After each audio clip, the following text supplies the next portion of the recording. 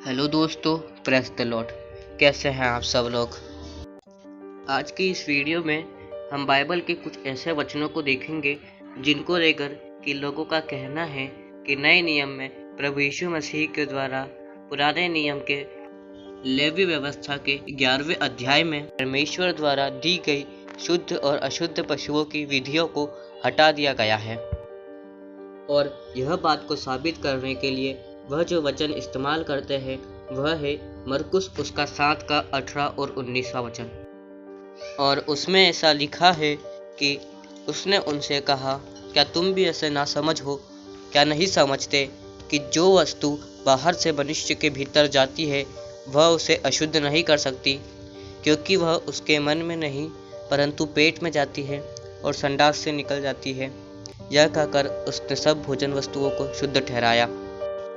और लोग कहते हैं कि परमेश्वर ने जो शुद्ध और अशुद्ध पशुओं की विधि ठहराई थी उसे यीशु ने नए नियम में बंद कर दिया है, परंतु ऐसा नहीं है, क्योंकि जब हम मरकुस के 7वें अध्याय की 19वीं आयत में देखते हैं तो वहाँ प्रभु ने जो भोजन के लिए ग्रीक शब्द का उपयोग किया है वह था ब्रोमा, जिसका मतलब मांस नहीं होता। ब्रोमा का मतलब साधारण भोजन होता है, जबकि पूरे नए नियम में मांस के लिए एक दूसरा ग्रीक शब्द का उपयोग किया गया है जिसको क्रियास बोला जाता है। यानी मरकुस रचित सुसमाचार में जब यीशु ने कहा कोई भोजन वस्तु इंसान को अशुद्ध नहीं करती तो वह वहाँ पर मांस नहीं बोल रहा था, क्योंकि यदि यीशु मांस का जिक्र करता तो क्रियास का उपयोग करता, लेकिन यीशु ने ब्रोमा शब्द कहा जो साफ तौर से साधारण भोजन दर्शाता है। यानी हम देखते हैं कि यीशु ने कहीं भी नए नियम में शुद्ध और अशुद्ध पशुओं के विधियों को न मानने का नहीं कहा। ऐसा ही एक वचन जो कि मसीहों के द्वारा कहा जाता है यह बात को साबित करने के लिए कि कुछ भी खाना गलत नहीं, और अपनी बात को साबित करने के लिए प्रेरितों के काम 10वें अध्याय में जिसमें पतरस को एक दर्शन दिखाया जाता है, जिसमें पतरस को अशुद्ध पशुओं का दर्शन दिखाया जाता है और उसे कहा जाता है कि पतरस उठ, मार और खा। और पतरस कहता है कि मैंने कभी किसी अशुद्ध वस्तु को हाथ नहीं लगाया। तब उससे कहा जाता है कि जिसे परमेश्वर ने शुद्ध ठहराया है उसे तू अशुद्ध मत कहा। और बहुत से मसीहों के द्वारा कहा जाता है कि लेवी व्यवस्था के 11वें अध्याय में जो शुद्ध और अशुद्ध पशुओं की विधियां दी गई थी उनको समाप्त कर दिया गया है, और अब मसीही लोग किसी भी प्रकार के मांस को खा सकते हैं, चाहे वो अशुद्ध पशु का ही क्यों ना हो। लेकिन ऐसा बिल्कुल भी नहीं है, क्योंकि प्रेरितों के काम उसके 10वें अध्याय की 28वीं आयत में खुद पतरस ने इस बात को कहा था कि जो दर्शन पतरस को दिखाया गया था, जिसमें इस बात को उसे स्वर्ग से बोला गया था कि जिस चीज को परमेश्वर ने शुद्ध ठहराया है उसे अशुद्ध मत कह। और पतरस ने उस सारे दर्शन को अन्य जातियों के लिए दिए गए दर्शन के तौर पर देखा था। यानी जिस दर्शन को लोग यह कहकर इस्तेमाल करते हैं कि सारे पशु अब खाए जा सकते हैं, उसे खुद पतरस ने बताया कि वह अन्य जातियों के तौर पर दिया गया था।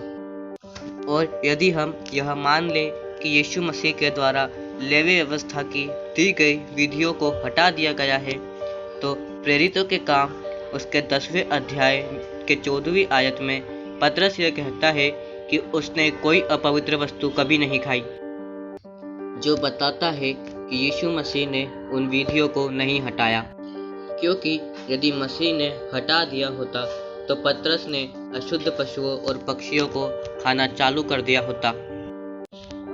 और लोग रोमियो उसके 14 अध्याय को भी अपनी यह बात को साबित करने के लिए कि पौलुस के द्वारा शुद्ध और अशुद्ध पशुओं की विधियों को कलीसिया के लिए समाप्त कर दिया गया है।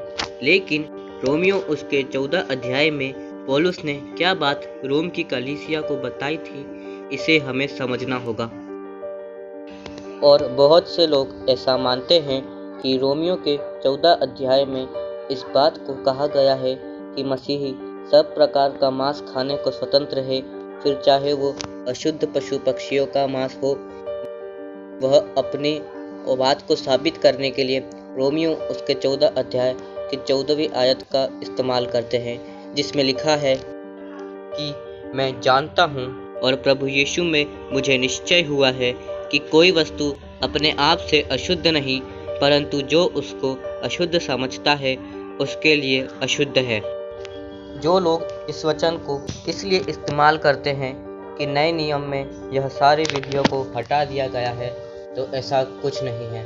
रोमियो उसका 14 अध्याय अपने आप में बताता है कि पौलुस द्वारा जिस मांस की बात की गई है वह पैगन्स टेम्पल में बलिदान किया जाता था, और रोमियो उसका 14 अध्याय उसकी दूसरी आयत में लिखा है, क्योंकि एक को विश्वास है कि सब कुछ खाना उचित है, परंतु जो विश्वास में निर्बल है वह साग पात ही खाता है। यह वचन पढ़कर मसीही सोच में पड़ जाते हैं कि क्या मसीह सारे प्रकार के चीज़ों को खा सकते हैं। परंतु इस सवाल का जवाब इसी अध्याय के 21वीं आयत में दिया गया है, और उसमें लिखा है, भला तो यह है कि तू न मांस खाए, न दाखरस पिए, न कुछ ऐसा करे जिससे तेरा भाई ठोकर खाए। दरअसल बात ऐसी है कि पौलुस के समय में रोमन व्यापारी अपने मांस और दाखरस को पैगन्स टेम्पल में चढ़ाते थे और फिर बेचते थे। और the life application Bible Romeo उसके 14 अध्याय की दूसरी आयत पर टिप्पणी करते हुए कहती है कि बलिदान की प्राचीन व्यवस्था रोमी संसार के धार्मिक, सामाजिक तथा पारिवारिक जीवन का केंद्र हुआ करती थी। पैगन्स मंदिरों में देवी देवताओं को बलिदान चढ़ाने बाद उस बलिदान का कुछ भाग जलाया जाता था, बाकी बचे मांस को बिकने के लिए बाजार भेज दिया जाता था। इस तरह मसीही लोग आसानी से अनजाने में ऐसे मांस को बाजार से खरीदकर घर लाकर खाते थे, या अपने मित्रों के घर में ऐसे मांस को अनजाने में खा लेते थे। क्या मसीहों को ऐसा मांस खाना चाहिए?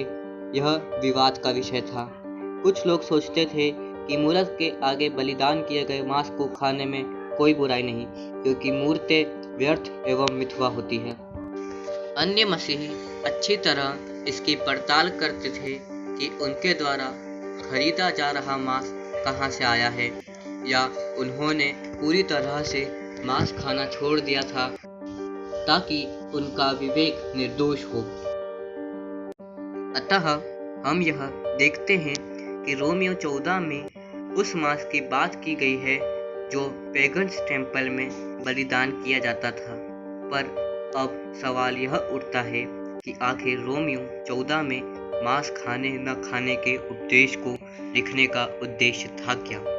इसे समझने के लिए हमें पौलुस द्वारा जो ग्रीक शब्द इस्तेमाल किए गए हैं वह जानने होंगे, और वह हमें समझने में मदद करेंगे।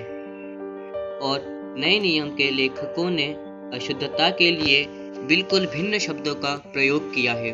रोमियो 14 में पौलुस ने अशुद्धता के लिए कोइनोस का प्रयोग किया था, जिसका अर्थ होता है साधारण भोजन, और यह शब्द 4 और जगहों पर इस्तेमाल किया गया है। और दूसरा शब्द जो यूज किया गया वह है कोइनो, जिसका अर्थ अनुष्ठानिक अपवित्रता होता है, और इसका इस्तेमाल मरकुस उसके 7वें अध्याय की दूसरी आयत में और 7वें अध्याय के 15 से लेकर 23वें वचन तक में लिखा हुआ है। और संपूर्ण नए नियम में अशुद्धता के लिए कोइनोस और कोइनो का ही उपयोग किया गया है, और अशुद्ध पशुओं के लिए एक और ही अलग शब्द अखरटाटोस का उपयोग किया गया है। और प्रेरितों के काम में अखरटाटोस और कोइनोस दोनों का उपयोग हुआ है।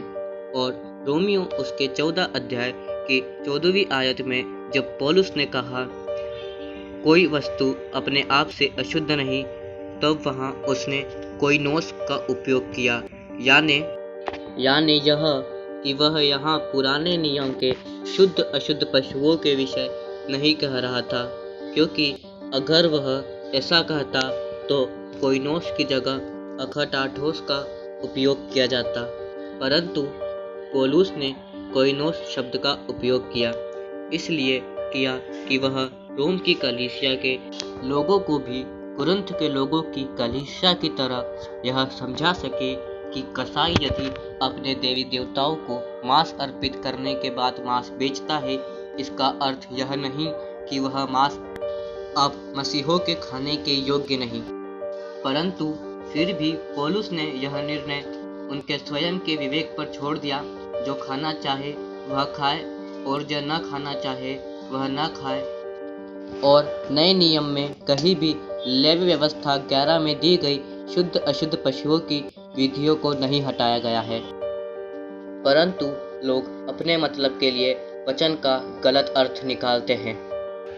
इस वीडियो को देखने के लिए आपका बहुत बहुत धन्यवाद। अगर आपको वीडियो पसंद आई तो वीडियो को लाइक करें और ज़्यादा से ज़्यादा शेयर करें। थैंक यू और गॉड ब्लेस यू।